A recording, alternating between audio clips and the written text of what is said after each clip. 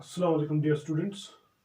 I welcome you all again in this series of class 9th video lectures. हमने gravitation में universal law of gravitation पढ़ा, acceleration due to gravity पढ़ा, universal gravitation constant के बारे में पढ़ा और हम थोड़ा बहुत पहले उनको रिवाइंड करेंगे यूनिवर्सल लॉ के हिसाब से. The force between two objects F is equal to G times M1 M2 divide by are square. ठीक है, आप लोगों ने वैसे ही किया होगा घर में. और जी का वैल्यू क्या आया था? F R square divide by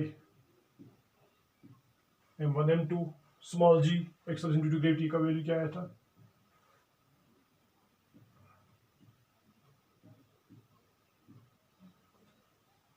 ठीक है, तो इसके साथ साथ हम जो इक्वेशंस ऑफ मोशन है उनको यूज करेंगे आज. यहाँ पे इक्वेशंस ऑफ मोशन को यूज करके हम देखेंगे कि किस तरह से वो जब कोई बॉडी जमीन से ऊपर जाएगी या नीचे आएगी, किस तरह से वैल्यू ऑफ जी जो है उसको हम यहाँ पे ऐड करेंगे, उसको हम वेरी करेंगे यहाँ पे. जैसे चलो जी पहले इन पे निवेदन करते हैं. कुछ पहला क्वेश्चन मैं इससे दे रहा हूँ. Question find the force of gravitation between a man of mass 60 kg. ठीक है, man of mass 60 kg and the earth if distance नहीं देंगे, सीधे लिखेंगे if he is sitting on the surface of earth. ठीक है, क्वेश्चन को अच्छे से देख लो.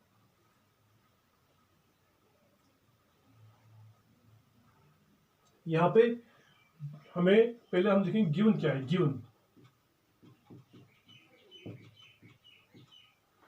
गिवन में ये दे रहा है मास m1. ठीक है, वो हम लेंगे मास ऑफ अर्थ या उसका भी ले सकते हो आप, कोई मसला नहीं. 60 kg. m2 हम लेंगे मास ऑफ अर्थ. ठीक है, मास ऑफ अर्थ होता है 6 × 10⁻24 kg.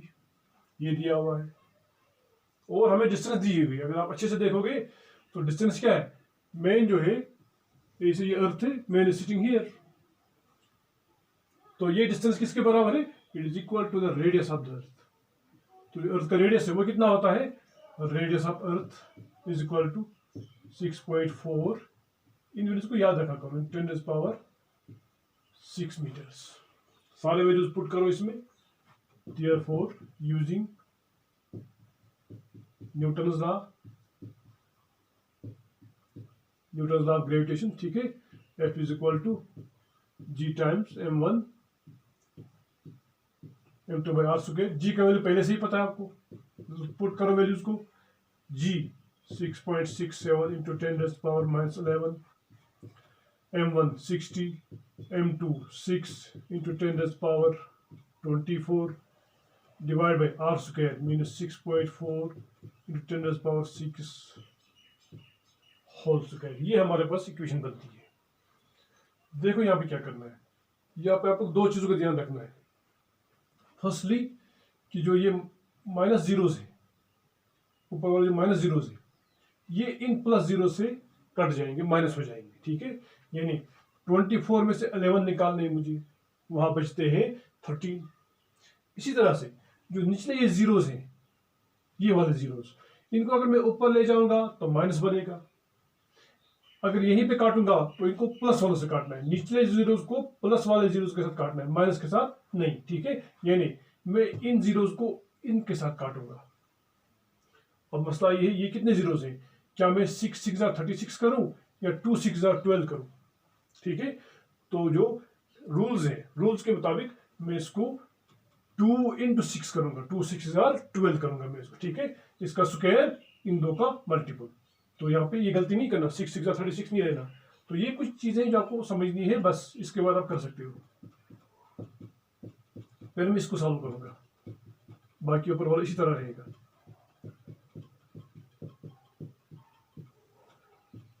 6.4 का स्क्वायर मीन 6.4 इंटू 6.4, ठीक है। 2 6 12, 10⁻12। देखो 24 में से 12 काटो, कितने बचे? 24 में से 12 काट के 12 बचे। मैंने पहले ही बोला कि इन प्लस जीरो को इन माइनस से काटो। देखो 12 को 11 से काटो, ठीक है। उसका मतलब यहाँ पे बच गया एक ही जीरो, ऐसे एक ही जीरो बच गया। ये 12 थे, ये 11 थे, 12 में से 11 निकालो, एक बच गया। तो वो जीरो मैं इसको लगा के इसको 60 बनाऊंगा। तो मेरे पास इक्वेशन बनती है 6.67, ठीक है। ये जीरो सारे कट गए, इंटू 60 इंटू ये वाला 60, ये जीरो ये 6 को मिला के डिवाइड बाई 6.4 इंटू 6.4, ये ऑलमोस्ट आता है 41 के आसपास आएगा। 41 लूंगा मैं इसको अप्रोक्सीमेटली, देखना एग्जैक्ट वैल्यू क्या आएगा। तो इसका जो आंसर है वो कैसे है, वेट मैं कैलकुलेटर यूज कर रहा हूं। इसका आंसर क्या आएगा? 6.67 इंटू 60 डिवाइड बाई 41, इसका आंसर आता है 585.65। मैं यहां पे लिखूंगा इसको।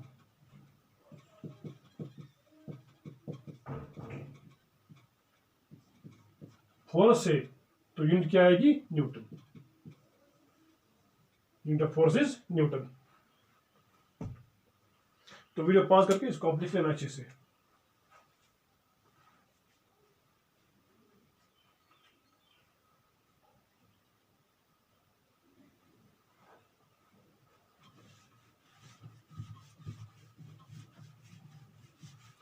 एक और क्वेश्चन देंगे इसी तरह का, फिर एक दो मैं आपको दूंगा जो आप घर में प्रैक्टिस करके मुझे आंसर्स बताओगे।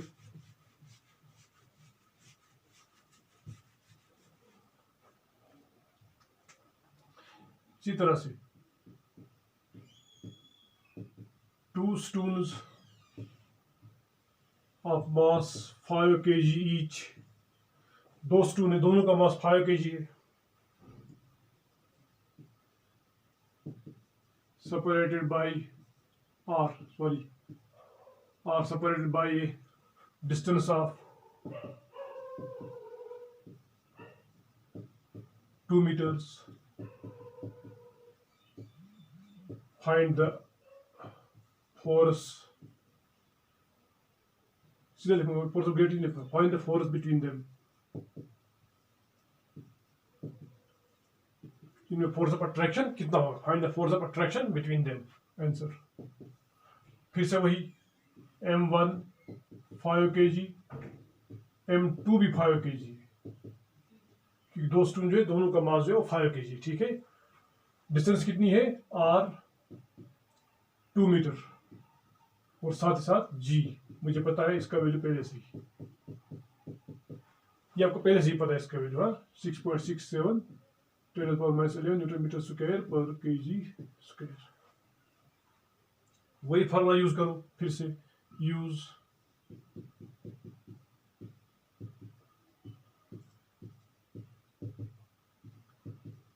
जी की जगह 6.67 इंटू m1 की जगह 5, m2 की जगह 5, r square means distance square, ठीक है। 2 2 जार 4, या लूंगा मैं सीधा 2 स्क्वायर। निकालो, यह आएगा 6.67 into 10⁻11, 5 5 jar 25 divide by 2 2 jar 4।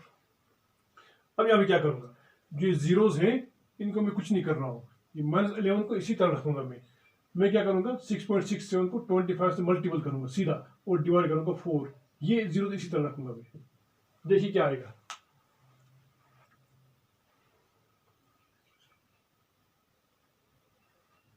6.67 into 25 divided by 4, ये आता है 41 1.68 इंटू, इसी तरह रहेगा 10⁻⁻11 न्यूटन, इतना फोर्स आएगा इन दो ऑब्जेक्ट्स के बीच में। इसको भी लिखो।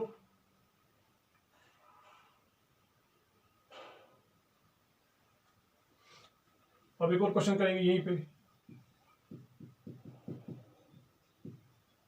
Find the force of attraction between two protons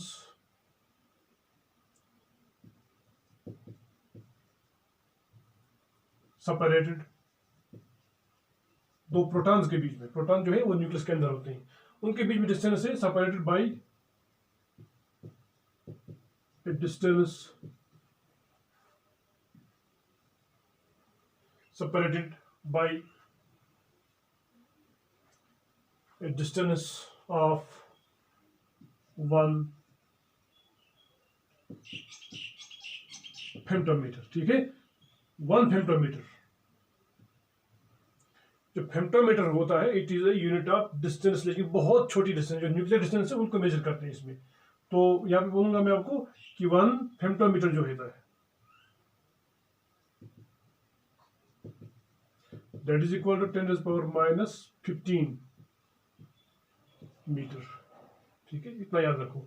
लिखो अब answer.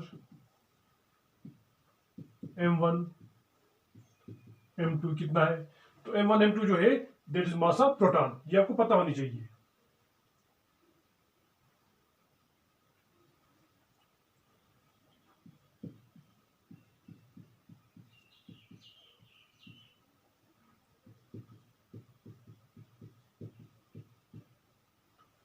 Correct? 1.67 into 10⁻⁻27 kg. This is mass of electron, ये प्रोटॉन सॉरी। तो ये एक प्रोटॉन का, ये दूसरे प्रोटॉन का, एक का नाम m1 एक का नाम m2 रखा हमने। थोड़ा दूर ले जाएंगे इसको। डिस्टेंस पता है आपको क्या है? r is equal to 10⁻⁻15 metre, 1 femtometre. ठीक है, लगाओ फॉर्मूला यूज।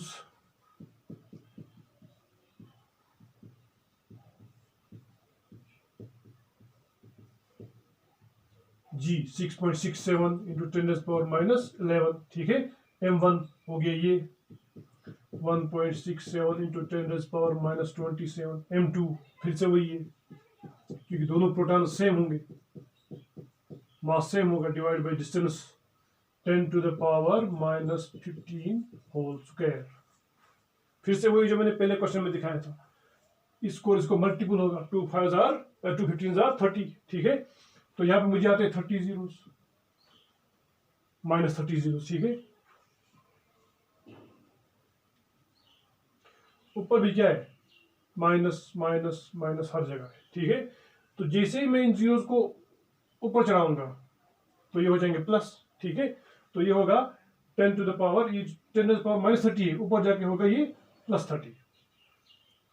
देखिए हम क्या करेंगे, इनको ये टोटल कितने आते हैं ऊपर? ऊपर देखो, ये भी माइनस, ये भी माइनस, ये भी माइनस। 27 को प्लस करो और प्लस करो 11, तो वो आएंगे 65। बाकी सारी चीजें इसी तरह लिखो। 6.67 ऐसे लिखूंगा मैं, अभी ये 10 नहीं लिख रहा हूं मैं, इंटू ये 1.67 इंटू सारे जीरोस मिला के ये आएगा 54 64 65 -65। ये 10, ये सारे 30 जीरो में ऊपर ले जाऊंगा, नीचे माइनस से ऊपर जाके प्लस होंगे 10⁻30 इस तरह। ठीक है, इनको मैंने ऊपर लिया, 2 15 30, तो नीचे माइनस से ऊपर जाके प्लस हो गए। तो क्या होगा, अब इन सबको मल्टीपल करो। 6.67 क्या आएगा?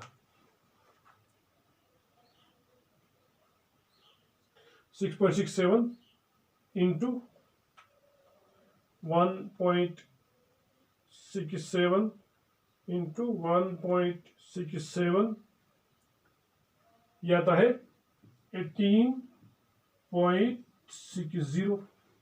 ठीक, इन सबको मिला के आता है 18.60। अब यहाँ पे क्या करूंगा, -65 से +30 को उतार दूंगा मैं, माइनस कर दूंगा। तो 65 में से 30 माइनस किए मैंने, ये आएगा 10⁻⁻35, ठीक है।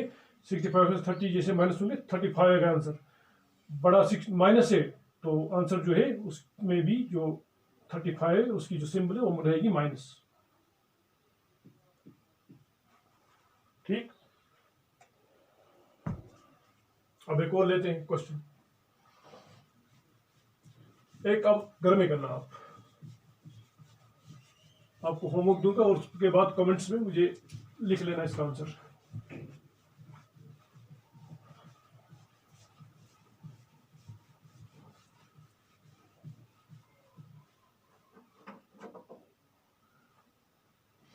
ये आपके लिए होमवर्क होगा।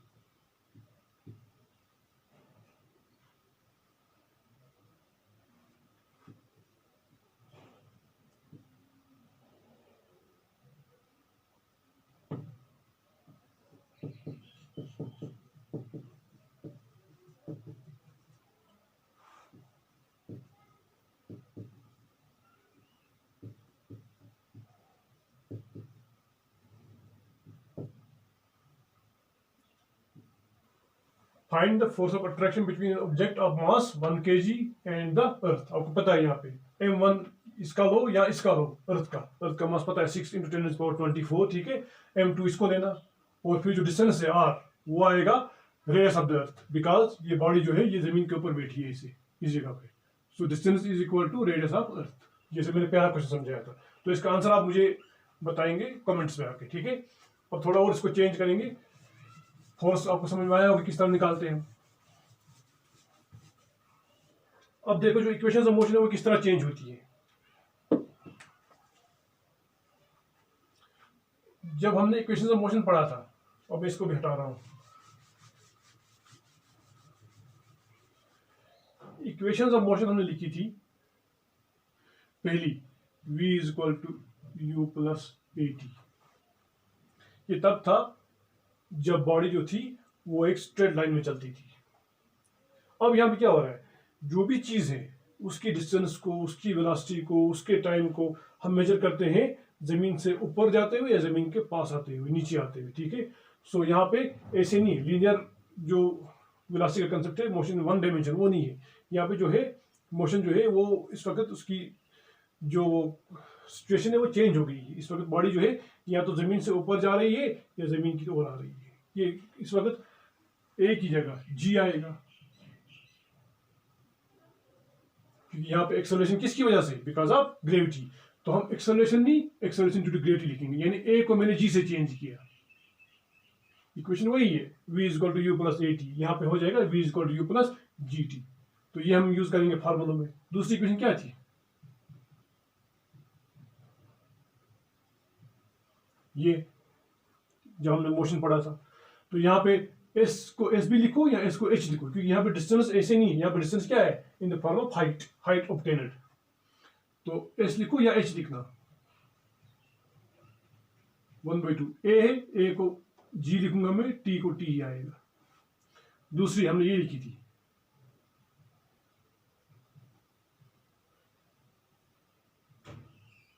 v square minus u square, ये थी इक्वेशन ऑफ मोशन। यहाँ पे ये चेंज होगी, a की जगह g आएगा, 2g, s की जगह मैं h लिखूंगा, हाइट है इस वक्त, ठीक है, is equal to v square minus u square. या इसको आप ऐसे लिख सकते हो, v square minus u square is equal to 2gh। ये साइड यहाँ, ये साइड वहां जाएगा, कोई फर्क नहीं, कोई मसला नहीं है, ठीक है। तो याद रखो, इसको इस तरह लिख सकता हूँ मैं, v स्क्वायर, इसको वहां ले जाऊंगा मैं, प्लस u वहां जाके माइनस u वहां जाके प्लस u बनेगा। ये इसकी अलग अलग शक्लें हैं जो हमें यहाँ पे यूज होगी। इस तरह से जब भी कोई बॉडी, ये जमीन बताई मैंने अर्थ, जब भी कोई बॉडी अर्थ से ऊपर जाती है इसे, इसको हम बोलते हैं चढ़ना, एसेंट, ASCENT, एसेंट। जब वापस आती है तो उसको बोलते हैं डिसेंट, DESCENT। ठीक है, तो जब भी कोई बॉडी ऊपर जा रही है तो उसको नीचे से ग्रेविटी खींचती है, अर्थ जो नीचे से खींचती है उसका मतलब उसको पीछे से एक फोर्स आ रहा है, तो उसकी वजह से जब कोई बॉडी ऊपर जाती है तो उस वक्त हम वैल्यू ऑफ जी माइनस में लेते हैं, -G। वैल्यू ऑफ जी आपको पता है ये क्या है, 9.8। तो जो भी बॉडी हम ऊपर फेंकेंगे उसका आएगा -9.8। जो भी बॉडी नीचे आएगी, यानी जहां पे एक्सेलरेशन है उसी और अट्रैक्शन भी है, जमीन भी नीचे खींच रही है, बॉडी भी नीचे आ रही है एक्सेलरेशन में, तो उस वक्त जी जो है वो आएगा प्लस। इतना आप याद रखेंगे कि जी कभी कभी माइनस होगा, कभी कभी प्लस होगा। जब बॉडी ऊपर जा रही है तो जी माइनस होगा, जब वापस आ रही है तो जी प्लस होगा। और जब भी कोई चीज ऊपर जाती है तो हाईएस्ट पॉइंट पे उसकी वेलोसिटी जो है वो जीरो होती है। समझ गए? अगर मैं इसे ऐसे फेंक रहा हूं, मार्कर को ऐसे ऊपर फेंक रहा हूं ऐसे, तो जैसे ये ऊपर गया तो उसके पीछे से क्या खींचती है, जमीन। तो होता क्या है कि इसकी स्पीड जो है वो कम हो जाती है, स्लो स्लो स्लो स्लो, फिर एक टाइम पे रुकती है ये, यानी फाइनल वेलोसिटी क्या होगी, जीरो। रुक के फिर वापस आएगी। जब तक रुकेगी नहीं, थोड़ी शॉर्ट पास नहीं लेगी, तब तक ये वापस नहीं आएगी। दैट मीन्स जो भी बॉडी ऊपर जाती है उसकी फाइनल वेलोसिटी जीरो होती है। समझ गए? जो बॉडी नीचे आती है उस वक्त उसकी कंडीशन चेंज हो जाती है। हम देखेंगे उस वक्त क्या होगा। उस वक्त अगर ये जैसे ये बॉडी स्टॉप बढ़ी, इस वक्त अगर मैं इसको छोड़ दिया नीचे इसे, तो ये नीचे गिर जाएगी। दैट मीन्स इस वक्त यू जीरो है, इनिशियल वेलोसिटी जीरो है, इनिशियल वेलोसिटी। तो डिपेंड करता है सिचुएशन कैसी है। हम एग्जांपल्स देखेंगे, उसके बाद आपको ये और क्लियर होगा। इस वक्त ये थ्योरेटिकल लगेगा आपको।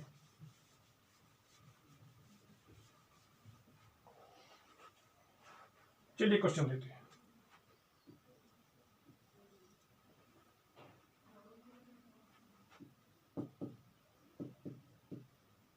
Stone is thrown upwards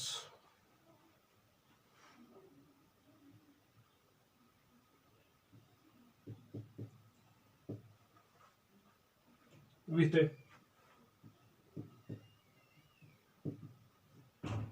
velocity,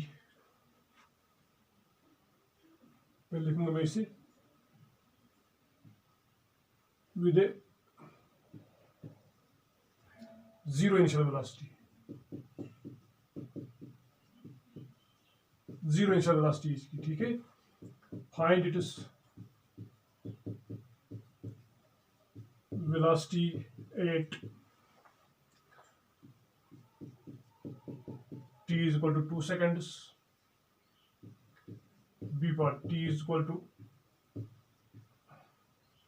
3 seconds। ठीक है, एक बॉडी को इनिशियल वेलोसिटी जीरो के साथ फेंका जा रहा है, उसके बाद बोल रहा है कि ये बॉडी जो है ये एक हाइट पे जाके पहुंचती है। तो फिर आपको बोलना है कि 2 सेकंड के बाद आपको ये निकालना है कि 2 सेकंड के बाद इसकी स्पीड क्या होगी। ठीक है, तो हमें इसकी फाइनल वेलोसिटी निकालनी है।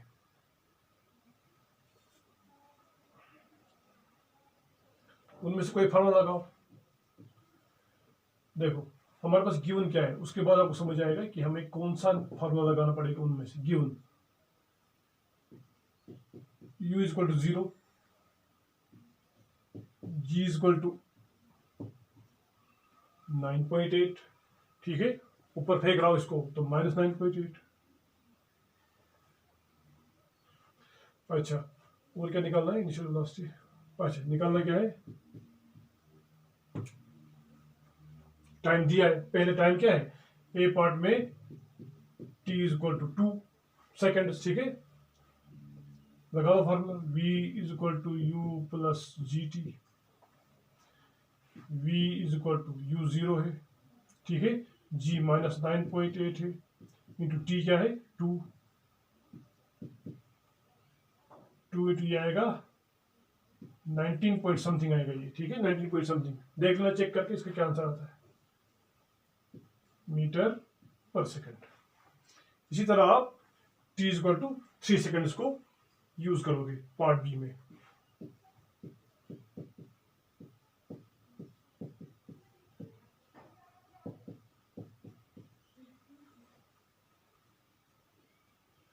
ठीक, तो माइनस क्यों आता है? बिकॉज इसकी वेलोसिटी जो है ये डाउन हो रही है, डाउन हो रही है इसकी।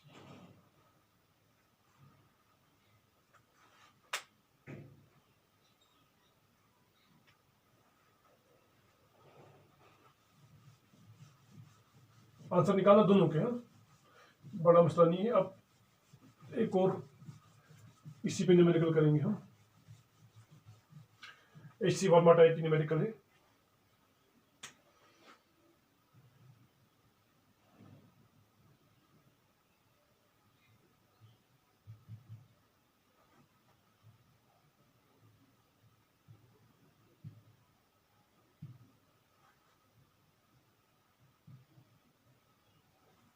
A person drops a coin from a height of 1.6 metre, ठीक है। अब आपको बोलना है with what velocity does it strike the ground, इसकी क्या वेलोसिटी होगी ग्राउंड में।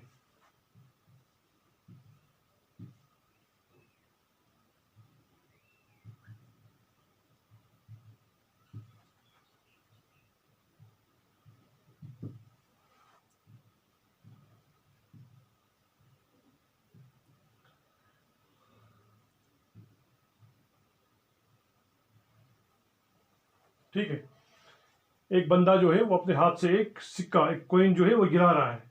आपको बोलना है कि ये कॉइन जब जमीन पे पहुंचेगी तब इसकी वेलोसिटी क्या होगी, ठीक है, तब इसकी वेलोसिटी क्या होगी। यानी कॉइन पहले हाथ में है, उसका मतलब इनिशियल वेलोसिटी 0। अब ये इसको फेंक रहा है, ठीक है, तो हमें निकालनी है फाइनल वेलोसिटी। हाइट कितनी है, s या h 1.6 और एक्सेलरेशन ड्यू टू ग्रेविटी 9.8। इस वक्त बॉडी नीचे जा रही है, फेंक रहा है इसको, तो g आएगा प्लस 9.8। जब ऊपर जाती है तब माइनस आता है। लगा लो फार्मूला क्या आएगा इनमें से। अगर ये लगाएंगे तो वहां पे s नहीं मिलेगा हमें, ठीक है, तो इन दो में से कोई एक लगा दो। हमें निकालना क्या है, फाइनल वेलोसिटी। मेरे ख्याल से ये लगाएंगे हम, use v square is equal to u square plus 2gh, ये वाला फार्मूला जो इसकी एक शक्ल है। v square is equal to 0 square, because u is 0, तो u की जगह 0 लिखूंगा मैं, फिर प्लस की जगह प्लस आएगा 2, g की जगह 9.8, h की जगह पे 1.6। So v square is equal to, ये क्या आएगा,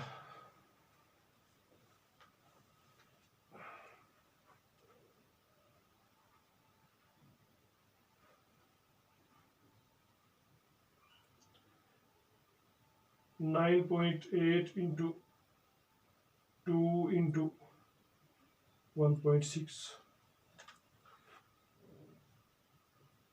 31.36 आता है ये, ठीक है। तो हमें क्या चाहिए, हमें चाहिए वेलोसिटी, ना कि स्क्वायर ऑफ वेलोसिटी। ये स्क्वायर ऑफ वेलोसिटी, तो मैं स्क्वायर को ट्रांसफर करूंगा उधर, ये बन जाएगा root v is equal to under root of 36, ठीक है। 5 5 आर 25, तो 5 पॉइंट कुछ निकलेगा इसका आंसर। इसका आंसर निकलेगा 5 पॉइंट समथिंग, 31.36, हाँ 5.6 मीटर पर सेकंड। इस वेलोसिटी से ये कॉइन जो है ये जमीन पे गिरेगी और स्ट्राइक करेगी किसको, फ्लोर को, ठीक है। तो अब इतना मेरे ख्याल से काफी है आज के लिए। तो नेक्स्ट क्लास में आई थिंक इंशाल्लाह हम इसको और आगे बढ़ाएंगे। तो इन नेक्स्ट क्लास हम इन क्वेश्चन से हटके कुछ और क्वेश्चन लेंगे, और फिर हम मास और वेट, याद रखना नेक्स्ट क्लास में आपको मास और वेट, इन पे डिफरेंस, इनके कंसेप्ट्स, और फिर इन पे भी न्यूमेरिकल्स। तो इनको और इनकी न्यूमेरिकल्स कंबाइन करके हम पार्ट 5 में क्लास देंगे। और फिर उस दिन एनसीईआरटी से भी क्वेश्चन उठाएंगे, आपकी टेक्स्ट से, जो आपकी अपनी टेक्स्ट है उसके क्वेश्चन उठाएंगे, थोड़ा बहुत उनसे न्यूमेरिकल्स डिस्कस करेंगे। तो तब तक आप इन चीज़ों को देख लो, समझ लो, और अगर हो सके तो अपनी जो बोर्ड की बुक है, जो टेक्स्ट है, वो उठाओ, उसकी एक्सरसाइज में जितने भी क्वेश्चन है आप देख लो वो किस टाइप के, वहाँ पे फोर्स निकालना है, वेलोसिटी निकालनी है, डिस्टेंस निकालनी है, क्या निकालना है, तो वहाँ से आप प्रैक्टिस करने की कोशिश करो और अपनी एक्सपीरियंस मेरे साथ शेयर करो, ठीक है। तब तक स्टे होम, स्टे हैप्पी, ठीक है। तो इंशाल्लाह मिलते हैं जल्दी नेक्स्ट वीडियो में। अस्सलाम वालेकुम।